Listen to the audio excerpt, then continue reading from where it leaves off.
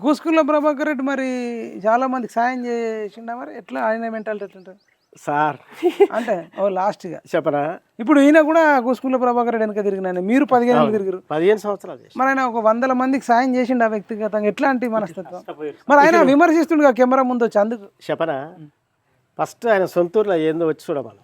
ఆ, సొంతూరులోనే అభివృద్ధి చేయింది, బయట ఏం చేస్తావు?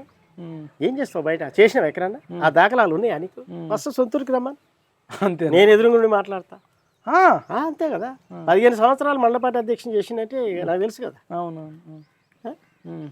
అందుకని ఏదైనా రాజగోపాల్ రెడ్డి నాయకుడు కావాలి, ఆయన లెక్క ఇంకో కొంతమంది తయారు కావాలి. అవును మరి ఈయన ఇంత చేస్తుంటే ఒక్క ఎమ్మెల్యే కూడా అరే మనం కూడా ఇట్లా బెల్ట్ షాపులు బంద్ చేయాలి, మన ప్రజలను కాపాడుకోవాలి, వైన్స్లు 1 గంటకు తెరవాలని ఇంకా బయట ఎమ్మెల్యేలు ఎందుకు తయారవుతలేరు? ఎందుకు తయారవుతలేరంటే అధికారం ఉంది, అధికార పక్షానికి వ్యతిరేకంగా చేస్తే మాకేమైనా నష్టం జరుగుతుంది అనే ఉద్దేశంతో వాళ్ళు బయటికి రావట్లేదు. మరి ఆ అధికారం ఇచ్చిందే ప్రజలు కదా. ప్రజలు అది గ్రహించాలి వాళ్ళు.